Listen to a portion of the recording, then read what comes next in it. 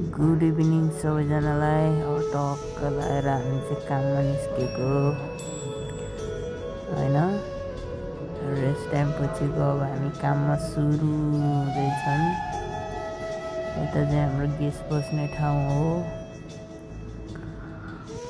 अनि म चाहिँ जाँदैछु किचनतर्फ किनकि म चाहिँ किचनमा काम गर्छु। गुड इभिनिङ दाइ, के छ अनि सन्चै हुनुहुन्छ सबैजनालाई। म चाहिँ चट्ट लगाएर यता आएर मिसिनो नानिदिएको होइन। त्यसपछि हाम्रो यहाँ कार्यक्रम सुरु हुन्छ। पहिले फ्रिजको लाइट अन गरौँ अनि धमाधम काम हुन्छ। फेरि खाली भएपछि म भिडियो ल्याउने छु। आज त साउजीले केटाहरूलाई फकाउनको लागि यस्तो खानेकुरा ल्याइदिइरहेको छु। खानेकुरा दिएर फकाउनलाई कति रहेछ।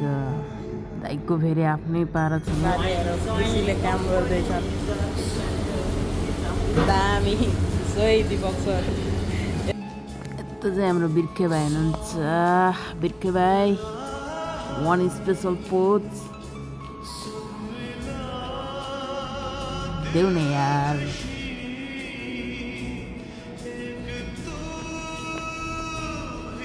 ल साथी हो मेरो सानो ब्लग हो स्पेसल पोज। अब यहाँ केटाहरू बाहिर के गर्दैछन् हेर सावाएन भन्दै। यसको फेरि बटारे हो। हामी मिनी ब्लग बनाउँदैछौँ के पोज देऊ न यहाँ खोयो।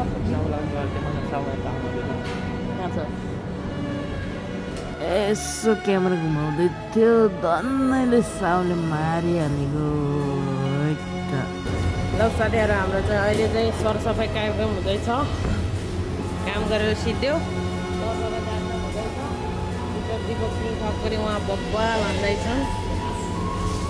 अहिले क्यामेरा त्यहाँबाट भिडियोलाई चाहिँ म अहिले यहीँ इन गर्छु। टाइम मिल्यो भने कस्टमर आएन भने फेरि अर्को भिडियोमा भेट होला।